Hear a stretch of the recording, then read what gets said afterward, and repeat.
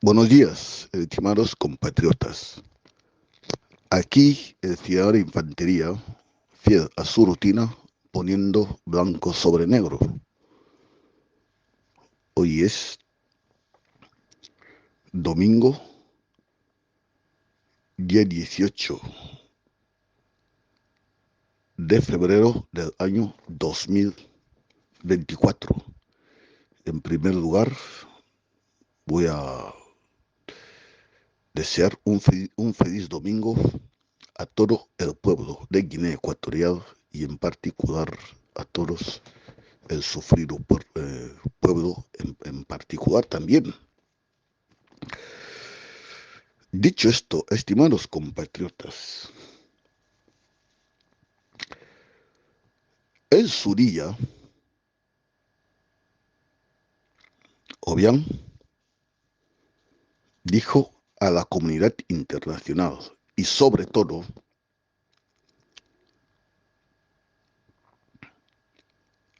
a los patrocinadores o los que les respaldaron para apoyar el golpe de la libertad que vendió a sus patrocinadores para que le respalden. Y entonces sus propios compañeros de armas, que en su día él mismo se encargó de echarlos, Santiago Beaya TV, eh, eh, Oyori Quesa, entre otros, los terminó de echar en el ejército. Y dentro del ejército había uno que no le echó, y no fue por una casualidad, era simplemente porque era en la promoción de guineanos que se fueron a Zaragoza, todos, absolutamente todos, se fueron por concurso público y por meritocracia. Muy bien. Entonces, había uno que ya era militar previamente y pertenecía a la caballería española, que es el señor Traimueri. Y Traimueri estaba en el destacamento militar de las Islas Canarias, donde tenían como general al general Francisco Franco Baomonde. Y entonces cuando don Francisco Franco también dio un golpe a la libertad de España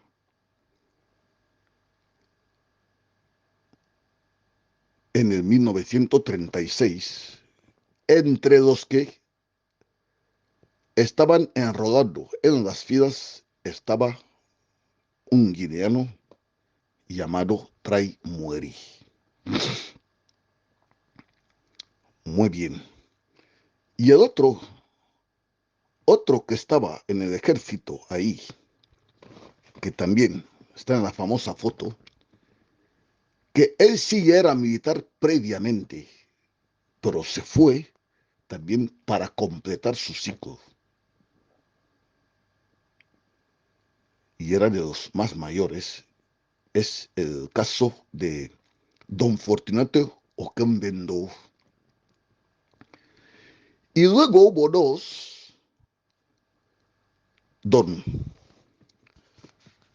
Teodoro Beanguibambazo. Su caso fue en que no concursó ni se presentó porque no reunía condiciones.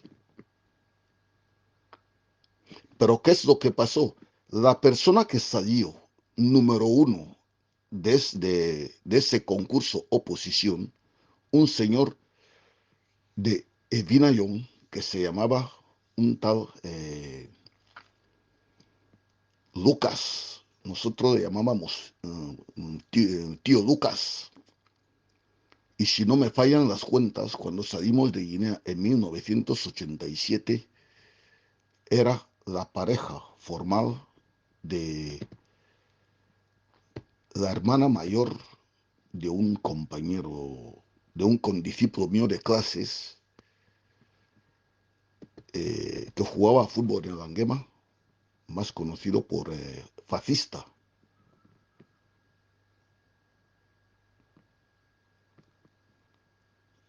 Sí, salía con ella. Y este señor fue el número uno del concurso, pero fue apartado porque cuando fueron a hacer las pruebas físicas, no, su rendimiento no era óptimo. Y eso era debido porque tenía, me parece, una neumonía o algo por estilo, una insuficiencia cardíaca, tenía una anormalidad ahí. Por eso dijeron que no, al no superar las pruebas físicas, tenían que ir.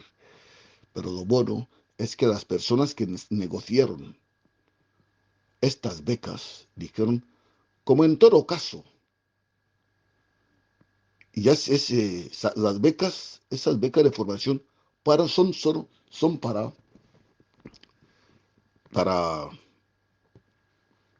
crear los cuadros superiores que van a dirigir el país. Y estos eran los militares.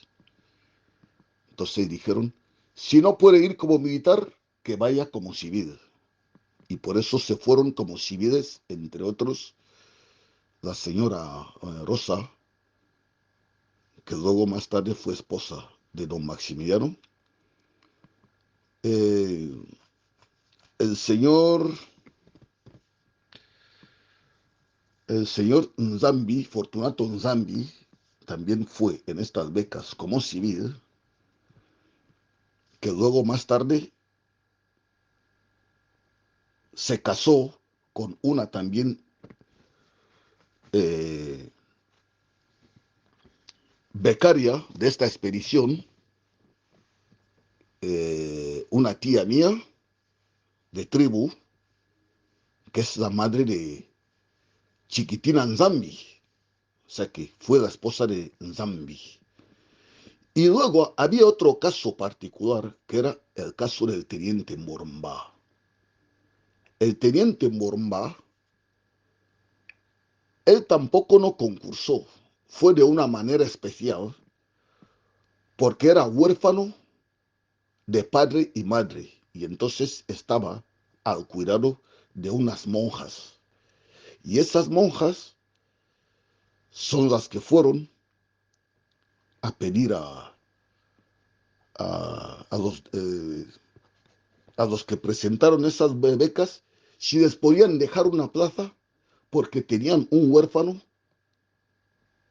que era muy bueno estudiando, pero a lo mejor tenga problemas de estatura. Eso lo tuvieron en cuenta. Y entonces Obiang entra que al eliminar a Lucas, la vacante que se quedaba, como quedaba una semana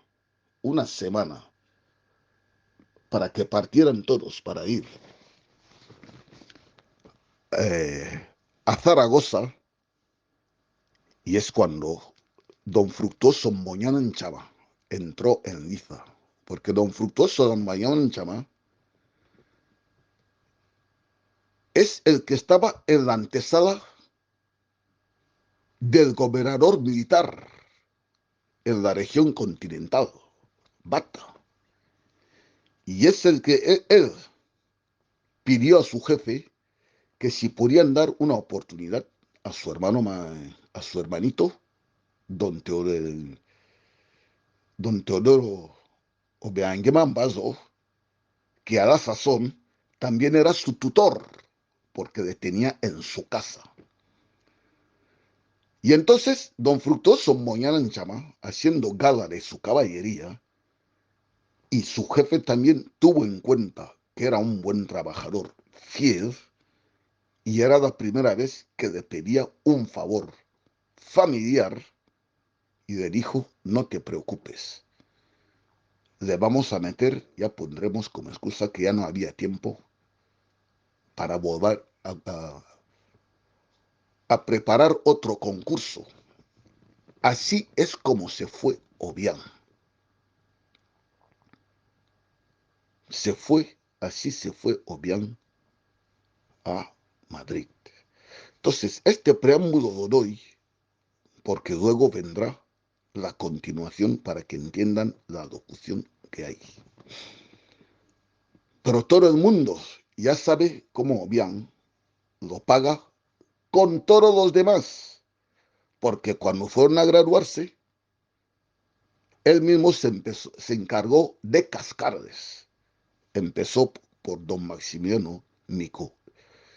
Eyona le cargó personalmente por una riña personal que tenía, porque ese Lucas al que me refiero era muy amigo de don Maximiano Micoyona, y un día que Maximiliano no fue a clases porque tuvo una indisposición, sus padres le llevaron al hospital. Y luego, una disputa que hubo en clase, Obiang terminó de maltratar a don Lucas. Y eso que Lucas era mayor que él. Lucas era, digo, Obiang era mayor que Lucas, pero Obiang tenía más envergadura y era más alto y le terminó de maltratar. Entonces, al día siguiente, cuando don Maximiliano viene a clase, no, llamaron a Maximiliano y le contaron todo lo que pasó. Maximiliano se desplazó a ver a Lucas y se sintió muy mal. Y le preguntó a Lucas qué es lo que ha pasado para que reciba semejante maltrato. Y es cuando él dijo que las razones de complejo que este señor suele tener conmigo, con los demás y con don Deogracias o Diosdado Badinga. Porque esos dos, Obiang no los pudo dominar porque le despreciaban. Y entonces, con Deogracias Badinga, tomó revancha con él, impidiendo a toda costa que volviera en Guinea Ecuatorial. Así, Diosdado Badinga hasta murió en el exterior, casi prácticamente en la indigencia. Hasta tuvo que introducirse en la vida, su vida familiar, creándole la ruptura con su esposa, dándole dinero y todos los demás. Don Deogracias Diosdado Badinga ha muerto. Yo no sé si le dieron tiempo para reconciliar con sus hijos, porque hasta a sus hijos también los metió dentro para que desconocieran a su padre. Y don Maximiliano sí que todo el mundo ya sabe cómo tomó revancha con él. Muy bien. ¿Cómo tomó la revancha con Maximiliano? Tomó revancha con Maximiliano porque Maximiliano vinieron unos suizos a hacer un curso de diplomacia en Guinea Ecuatorial. Y en este curso de diplomacia se fueron casi la mayoría de los buenos diplomáticos que había en Guinea entonces. Me parece entre ellos estaba un tío mío que se llamaba Ngemambo, que fue cónsul en Camerún. Entre otros estaba Agustín Moñará, que familiarmente le llamábamos Mbana. Y casi todos los diplomáticos que salieron entonces, si no me falla la memoria, en este curso de diplomacia también estaba eh, don Felipe Ondovea, ya no lo tengo claro, pero yo creo que estaba. Y entonces hicieron el curso con solvencia, lo aprobaron absolutamente todos, pero ¿qué es lo que pasa? Es cuando yo no sé qué pregunta hizo don Maximiliano al profesor de Derecho Internacional, uno de los componentes, había uno ahí que era licenciado en Derecho Internacional, que le hizo una pregunta ahí, que no me acuerdo exactamente cuál era la pregunta. Y entonces esa pregunta, un mismo compañero de ellos en el grupo es el que salió y va y cuenta a Obiang de que han formulado esta pregunta. Y entonces Obiang sabe, porque Obiang Macías ya empezaba a confiar responsabilidades a pesar de ser el último de la fila. ¿Sabe? Y Macías dijo que le abra un expediente para saber la razón por qué hacía semejante pregunta o lo que fuese. Entonces, ¿qué pasó? Teodoro Bian vio un momento oportuno para tomar la revancha. Y entonces obligaron a don Maximiliano Micoyona, le obligaron para que haga un informe, la razón por la cual hizo semejante pregunta. Y entonces, don Maximiliano se sintió bastante ofendido de que es un militar y le ponen para que vaya al curso de diplomacia. Hace una pregunta que puede ser cualquiera persona cuando no entiende algo, pero que luego es sacar de esa pregunta sea motivo de represalias. Y es cuando don Maximiliano escribe una carta que según sus propios compañeros de fila fue bastante ofensiva contra el presidente de la República, don Francisco Macías. Y Obiang, y esa carta, cuando don Francisco Macías lee esta carta y vio que era muy ofensiva, es cuando coge esta carta, le llama a Obiang en su gabinete y le dijo que abran un expediente a don Maximiliano, porque la carta ha sido muy ofensiva. Y entonces Obiang, como vendió cree que era, y sabéis también que en otro audio ya os dije que cuando estaban en Zaragoza, él compartía la habitación con un compañero suyo que era un militar español. Ya sabéis que los españoles, si te vas a España a formarte, lo que suelen hacer en España es la gente que tienen que recibir una formación o lo que sea, les llevan justamente cuando van a empezar el curso. Es, por ejemplo, en mi caso y de otros, cuando nos fuimos nosotros a España, fuimos justamente el día 10 de octubre de 1987. Y normalmente en España, nada más terminar la fiesta del 12 de octubre, que es Hispanidad, casi una semana después es cuando suele empezar el curso escolar. ¿Eso qué significa? Los que tienen que recibir formación reciben formación con los propios guineanos y otros extranjeros que están en la unidad complutense o lo que sea para tomar formación. Pero habían ciertos países que cuando cogen becarios les preparan especialmente para ellos para que vuelvan otra vez en sus respectivos países. Y es cuando Obiang, superado por el curso que fueron a hacer cursos de oficiales en Zaragoza, al verse superaron, es cuando le confiesa a su compañero de habitación, un español, de que cree que va a tirar la toalla, porque el curso le supera. Y entonces su compañero de habitación es el que le escribe una carta de renuncia. Y esa carta lo hizo llegar al presidente de la República.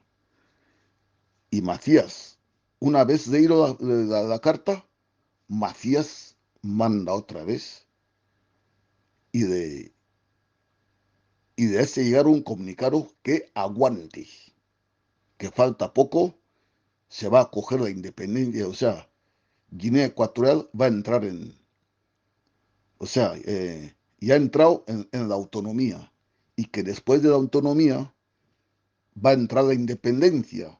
Así que no sea tonto, que termine su formación y viene y que va a trabajar normalmente. En estas circunstancias se quedó Obiang. Y cuando Teodoro Obiang viene, o sea, cuando vienen todos, Macías ya no tuvo, o sea, tuvo en cuenta que él sí que hizo que don Teodoro Obiang termine el curso porque ya había renunciado. Ya había renunciado. Y por eso, si veis, su primer destino fue por méritos o lo que fue sanitario. Le mandaron a Micomicén.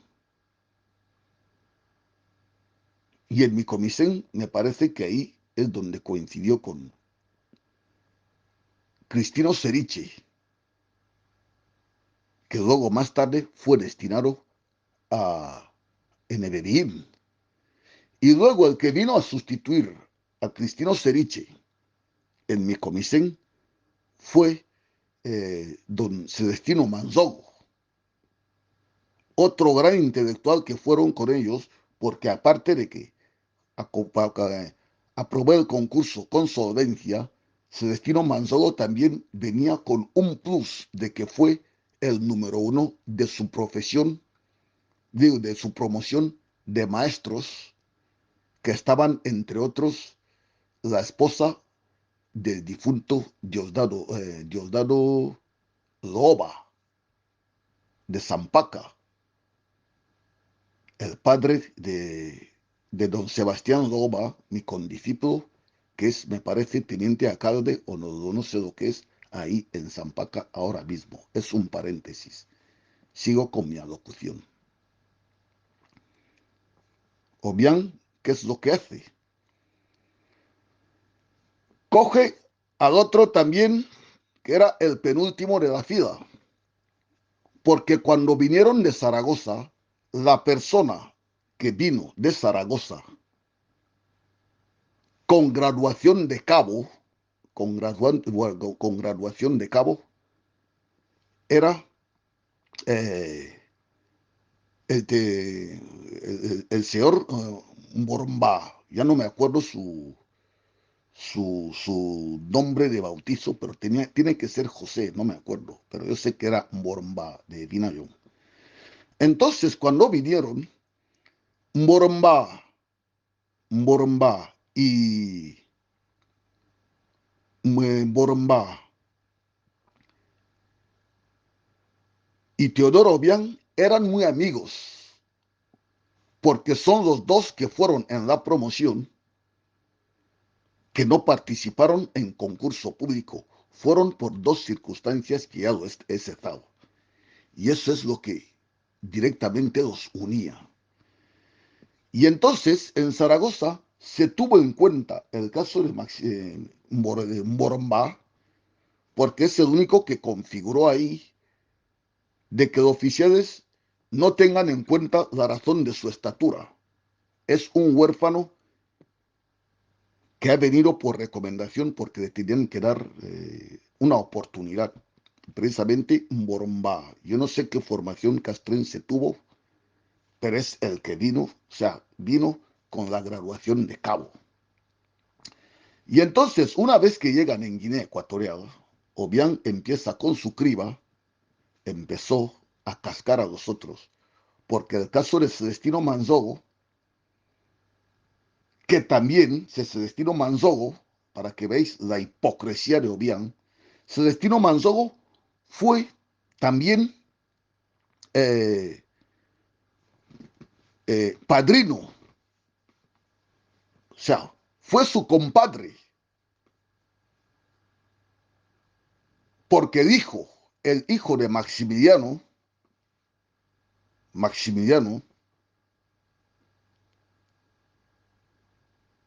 es el padrino de, Obiang es el padrino de este hijo. Cuando se llevaban bien, o sea, le dio de padrino, porque ya habían hecho pases, creía que ya habían olvidado todo y todo lo que hay, y con que Obiang seguía con esa inquina interior. No tuvo en cuenta a la hora de cascar a, ¿cómo se llama? O sea, Maximiliano y Celestino Manzogo eran compadres, porque Celestino Manzogo era el padrino del primogénito de Maximiliano.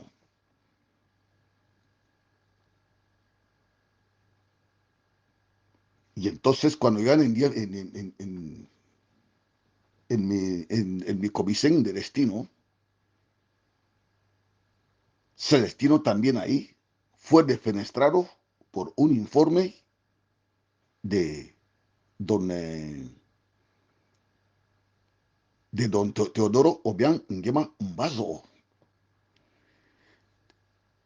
Moromba, ¿qué es lo que pasa? Cuando Obiang empieza a cascar a todo su ejército, Santiago Beaya TV lo manda a su casa,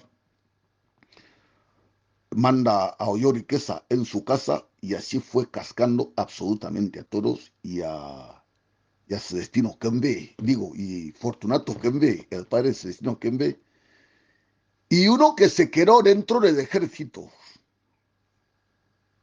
fue Teniente Moromba. Y entonces Teniente Moromba alcanzó hasta llegar a teniente porque como no fue expulsado en el ejército, mantuvo dentro del ejército con Macías, tuvo ascensos, pero entonces los ascensos eran por méritos y también se hacían cursos de ascensos. Por eso, cuando se reincorporaron en el ejército por el golpe de libertad, si vosotros os fijáis, Santiago Beaya TV se incorporó como teniente porque le expulsaron siendo teniente. Es lo mismo, Oyoriquesa se reincorporó como teniente porque cuando echaron en el ejército era teniente, cuando lo suspendieron, el capitán. Y es lo mismo que pasó con Fortunato Kembe, que ya estaba en su pueblo natal, de Ayop, que es donde fueron a convencerle para que venga a retomar su puesto de capitán. Y fíjate, para empezar, para llegar a Beayop, tenéis en el camino a Amboma y Yenguin, que ahí es donde estaba Santiago Beaya TV. Pero que Obiang no le invitó a reincorporarse por razones de complejo. Santiago Beaya TV se reincorpora, como os expliqué en un audio anterior, cuando todos los mandos castrenses del distrito de Micomicén se echaron a la fuga. Es cuando los militares rasos que quedaron dijeron que, señores, vamos a ir a buscar a Santiago Beaya TV para que se reincorpore y que nos instruya, porque aquí ahora mismo todos nosotros somos tropa y la tropa no puede funcionar si no tienen mando. Así es como Santiago Beayatebe se reincorpora. No estaba entre los que invitó Obiang. Y cuando oyó Riqueza, se acuerda buenamente de que, bueno, han cogido a Salvador Erazo, que era capitán, han reinsertado a otros. ¿Y dónde está Santiago Beayatebe? Es cuando don Salvador Erazo le manda, o sea, cuando oyó, manda a Salvador Erazo que venga a por Santiago Beayatebe para que les venga a reforzar en Mongomo, donde estaban ellos. Así es como Santiago Beayatebe sale en el destacamento de Micomicén, donde ya estuve al mando de los militares que se quedaron y se fue a Micomicén. Digo, a Zion. Eso es lo que exactamente pasó. Y en la instrucción, la cabeza de Turco era Teniente Moromba, que hizo todo a dictado y a instrucciones de Obiang, porque Obiang siempre tira la piedra y esconde la mano. Y entonces parecía ahí que este señor Moromba estaba actuando profesionalmente cuando cuando era cuando era un juicio proxy, porque la persona que dictaba lo que se tenía que escribir y el que ejecutaba todo era Obiang, pero con las manos, la cabeza, el uniforme de el señor Teniente Moromba. Y como todo lo que quería era hasta que le redujeran en la cárcel. Y ahí en la cárcel es donde Obiang viene y viene a asesinar a Maximiliano Micoyona. Lo mata. Pero ¿cómo se sabe que Maximiliano Micoyona ya no estaba en vida? Había un militar ahí, cristiano católico, para que veáis, que la religión que heredamos de los españoles nos ha perjudicado en unas cosas y nos ha beneficiado en otras. Ese señor con remordimiento de conciencia que ve a la esposa, a los familiares de Maximiliano viniendo a dejarle comida en la cárcel, y esa comida lo comían los oficiales y suboficiales que estaban en la custodia de don Maximiliano, es cuando llamó a un familiar de Maximiliano, que ya no me acuerdo cuál, porque la esposa de Maximiliano eh, se refugió en Camerún y luego creo que más tarde se trasladaron a Gabón. Y es cuando les llama, le dice, si quieres ir a venderme, me vas a vender, pero te voy a revelar un secreto por tu bien. Asumo toda mi responsabilidad. No seguir viniendo a depositar comida aquí. Porque hace exactamente 2 años que se ajustició a tu marido. Por favor, no me delates, pero esta es la purísima verdad. Es cuando se supo que don Teodoro Bian ya había matado a, a Maximiliano. Porque la persona que conoce Black Beach, si bajas en Black Beach, hay un cocotero ahí, porque dijo a Maximiliano que tú, no, trajo a un pelotón, este tío fusilarle. Y los militares se negaron, porque dijeron, si está aquí, pendiente de juicio, lo que sea, tenemos que esperar a que le condenen o lo que sea. Y entonces ahí no va a ser a título personal, vamos a cumplir órdenes. Pero usted aquí no nos puede mandar fusilar a alguien si no tenemos sentencia judicial. Y Obiang mismo le dijo que venga a tarde, fue a tarde en el cocotero y ahí es donde se mató a Maximiliano Micoyona, que hasta el día de hoy nadie no sabe qué es lo que hizo Obiang con sus restos mortales. Y luego a los militares que se negaron a fusilarle, los echó en el ejército. Yo creo que si hay alguno en vida, algún día va a salir y dirá todo lo que pasó, pero lo malo sería que ya estén muertos. Así que la gente van a cantar y Obiang tiene que prepararse que nos va a llevar todos en los tribunales, porque Adandi ya le dijo en su día, su primo Adandi, Carmelo, no, Santiago en Nemóbono, ya le dijo en su día, hermano mío, ya hemos trabajado mucho, ya tenemos mucho, es el momento que se tiene que ceder el testigo a otros para que el pueblo país vote a la gente que dirige su destino. Por introducir esta racionalidad, don Santiago Nemóbono fue primero de ministro de Asuntos Exteriores, le mandan a la embajada por represalia, pero le seguía doliendo la situación que hasta le tuvo que cesar completamente y eso es lo que provocó que Santiago Nemóbono fuese a pedir exilio en el reino de España y se fue a Valencia porque don Santiago Roig, don Francisco Roig, el propietario de los almacenes y supermercados Suguisa, ese señor, por órdenes del ministro de Economía entonces, ya no me acuerdo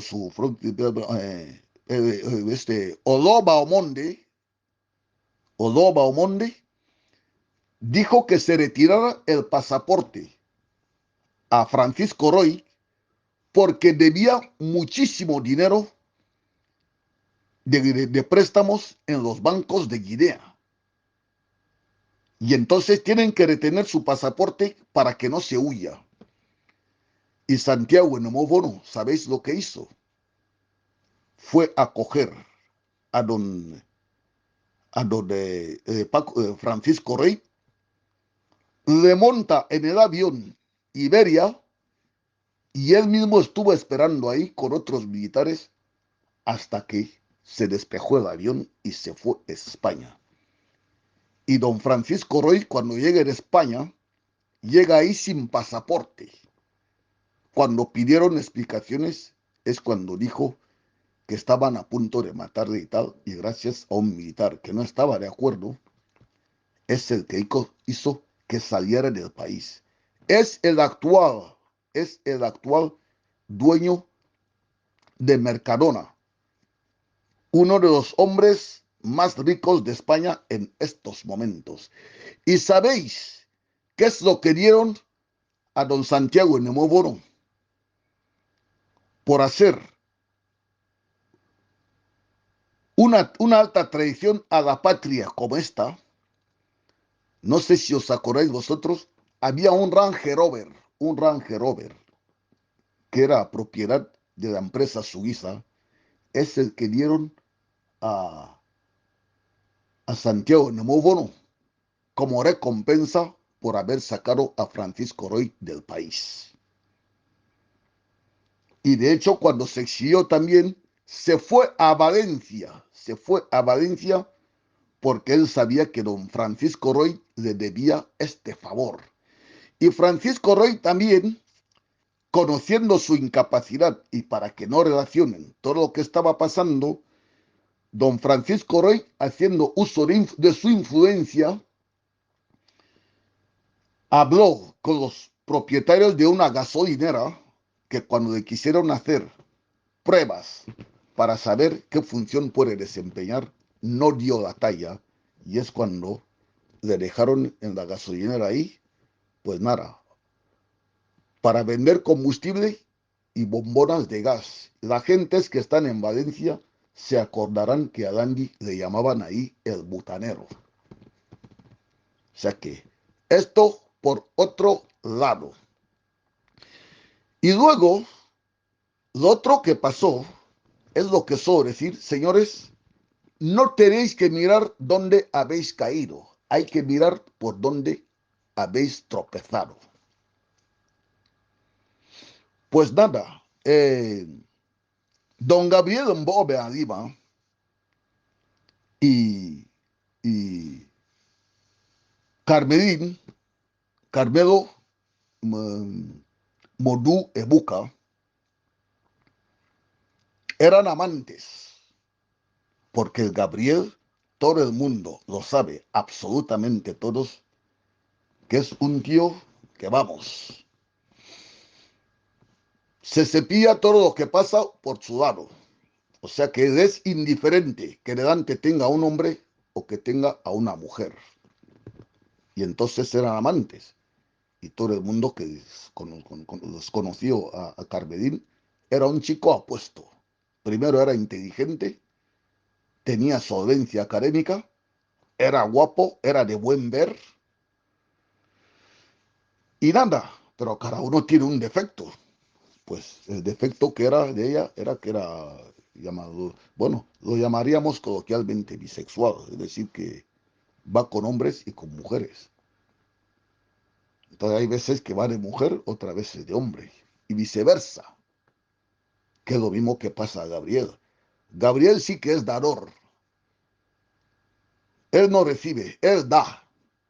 Por eso, para, para camuflar lo que es, tiene una mujer con la que sale, pero luego todo su dinero va cuando le van consiguiendo la gente que, vamos, donde puede orar, porque le gusta orar. Y entonces, Carmelín y su esposa empezaron a tener diferencias en casa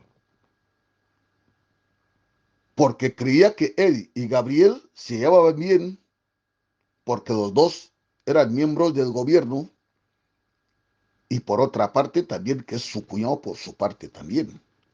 Pero ya sospechaba de que hay otra cosa más que esa. Y la mujer estaba siempre en guardia, ya mirando de que aquí pasa algo, aquí pasa algo, aquí pasa algo. Porque ya le habían rumoreado también, pero lo que pasa es que no quería discutir con su marido para que luego no sepan quién le ha certificado que eso es lo que está pasando. Y entonces una discusión familiar así en casa y tal. Carmelín ya tenía diferencias con, con Gabriel, porque su mujer ya tenían problemas de que parece que la mujer ya sabía. Y entonces es cuando llegan unos sicarios en Guinea Ecuatorial en forma de inversores y con que lo que eran asesinos a sueldo. Para sortear todas las barreras y todo ok, el señor eh, Mbobe Adima coge su coche haciendo uso de su inmunidad, sorteó todos los obstáculos y él mismo los llevó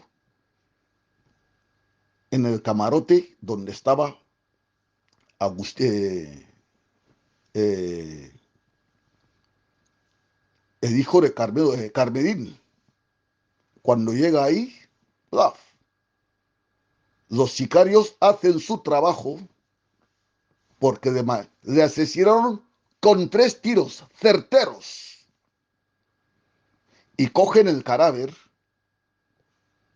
lo bajan por las escaleras y todo, ¡boom!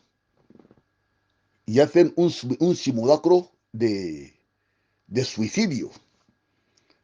Pero lo que pasa es que cuando yo suelo decir a esta gente que hasta para mentir les falta calidad, el grupo de gentes que mandaron por, para el levantamiento del cadáver vieron claramente que era un asesinato, porque vieron 3 disparos, orificios de bala y la parte de salida. Y la primera pregunta que hicieron en el arqueo es que como un señor puede salir desde un piso alto donde estaba para saltarse, suicidándose y cae en la carretera y no tiene ni una, o sea, no tiene ni fractura ni rasguños. Lo único que se veía son los impactos de bala. Y ellos mismos, ¿qué es lo que pasa? Los equipos de Sofitel cogieron todas las pruebas que se grabó durante la escena del crimen, porque las cámaras no pueden ir dentro de la habitación, no. Pero lo que es el circuito exterior, las cámaras vieron claramente cómo lo traen, lo ponen en el suelo y absolutamente todo. Y sabéis que en Guinea Ecuatorial, Obiang es el que es la justicia, es el fiscal, es el carcelero y es absolutamente todos.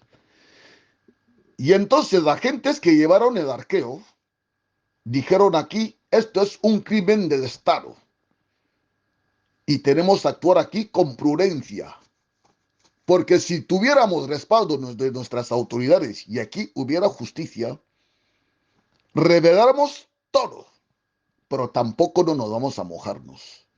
Esto es un asesinato, que esto se entregue directamente al presidente y sabrá que hay. ¿Y cómo toman esa medida?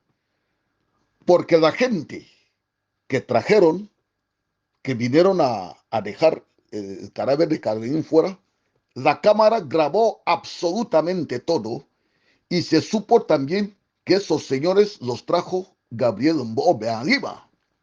Es cuando supieron de que aquí hay algo gordo, porque ese chico no puede matar a un ministro de Estado y suegro del presidente yerno de Armengol, sin que haya alguien superior que está detrás de todo esto. Y cuando Obiang hace con esas pruebas, ¿qué es lo que hace Obiang? Manda que se borre todas las imágenes del circuito, pero él mismo se quedó algunas, con las que se quedaron ahí. Y la primera pregunta que surge es, el asesinato de Carmelín, ¿por qué no se entregó este asunto a la fiscalía? ¿Por qué las pesquisas que se hubo ahí no se hicieron públicas? ¿Alguien sigue teniendo dudas de que en Guinea Ecuatorial hay un señor que es dueño del país que hace y deshace a su antojo? Pero ¿qué es lo que pasa? Lo que no sabemos hasta ahora es cómo Teodorín, a su vez, conoció la existencia de estas pruebas y la duda que tenemos si es que su padre los compartió con ellos o es que Teodorín supo por su cuenta que estas imágenes están ahí. Es la duda que tenemos. Y de hecho, Teodorín está receloso porque todo el dinero del petróleo de Guinea Ecuatorial, las personas que saben sus escondites y donde fueron colocando en todo el país, son el responsable de minas e hidrocarburos, don Gabriel Mbobe Alima, y su padre. Y luego hay otro ahí, que es el que también sabe parte, no conoce todo, que es el señor Oburu. Porque cuando estuvo en Inglaterra, hicieron inversiones aquí y otras cosas, sabía parte, o sea, Oburu era el testaferro de Obiang. Y de hecho era un señor que tenía el teléfono rojo, que lo llamaba en cualquier circunstancias, y así funcionaba. Pero pasa que el gobierno británico es un gobierno serio que cuando los embargó a todos esos bienes están congelados aquí. Y de hecho, si os fijáis, desde la muerte de Idi Kadil, Oburu es ministro, pero si os fijáis, ya no va en el exterior. Un tío que prácticamente siempre estaba en el exterior. porque qué trabajo es de trabajo que hacía. Pues nada, supervisar las cuentas de Obiang, porque él era su testaferro. Pero no puede seguir saliendo fuera, porque después de la muerte de Dicadil, se osa ir fuera del país, lo van a capturar. De hecho, él tiene una vivienda en propiedad aquí. Si yo miento, señor Oburu, Francisco Oburu, ven en Londres, en Inglaterra, a ver si tú no vas a ir entre las rejas. Y entonces, si os fijáis cuenta, cuando Teodorín ordena el asesinato de Lima, se hizo una investigación a fondo, pero luego Obeang Bazo se dio cuenta de que es otro crimen de Estado. Y fue por órdenes de su hijo Teodorín. Es cuando mandan a Nico y al otro a buscar una cabeza de turco que venga a cubrir eso, pero la gente no son tontas. Desde el primer minuto se supo que esta gente que están confesando autores del crimen les dieron la promesa de que vosotros vais a aceptar el crimen y nosotros mismos os vamos a indultar, porque aquí tenemos hasta la última palabra. Pero lo que pasa es que esos niños que fueron a aceptar ese crimen, ellos saben buenamente que esto puede ser así mientras Obiang está en el poder. Pero Obiang sabe hoy, esos niños van a cantar la verdad, aparte de que corren el riesgo de que los puedan matar porque ellos mismos están viendo el ocaso del sistema y ya están confesando entre familiares de que no tenían que aceptar lo que aceptaron. Lo que pasa es que ya no les dan acceso a las cámaras ni todos los demás, porque todo el mundo ya tiene incertidumbre. Y de hecho, si veréis, tanto en el Ministerio de Seguridad como otros altos miembros del Estado, todos sus familiares los han mandado fuera. Y luego los que veis ahí, todos los que veis ahí, los Nico y compañía, todos tienen los pasaportes confiscados. Y los únicos que no tienen los pasaportes confiscados, hay casos especiales, que son aquellos que, si salen fuera por su cuenta, van a ser capturados, como es el caso de Bonan y unos cuantos más. Esta es la cruda realidad. Y entonces, si os fijáis, cuando en el entierro del abuelo Lima, Obiang viene para venir a expresar las condolencias a la gente, su hijo, Gabriel Mbobe Lima, no le saludó, ni siquiera le miró en la cara, pero con todo desprecio. Y él estaba a un paso de donde estaba su hermano Alberto. Y ese desaire que tuvo Obiang ahí, y con lo que Gabriel Mbobe Lima puso en su estado, que vosotros también vais a morir, esto es lo que hizo que Obiang convoque a su hijo Gabriel. Le convoca y le dice así: ¿tú no ves que tú eres el menos indicado para tratarme con ese desaire? ¿O acaso te has olvidado del crimen que pesa sobre su persona? Con un chasquido aquí, ¡boom!, saco todo a la luz y San se acabó. De hecho, si os acordáis, hace muchísimo tiempo que venían queriendo apartar, o sea, el gobierno paralelo quería apartar a Gabriel Mbobe a Lima en el Ministerio de Minas, porque el gobierno paralelo se quejaba en que no tienen dinero para llevar sus planes y para llevar su gobierno paralelo. Y el obstáculo lo tenían ¿con quién? Con Gabriel Mbobe a Lima. Y de hecho, ¿qué hicieron? En el primer plan dividieron el Ministerio de Minas e Hidrocarburos lo dividieron en dos. Me parece fue energía y no sé qué cuánto.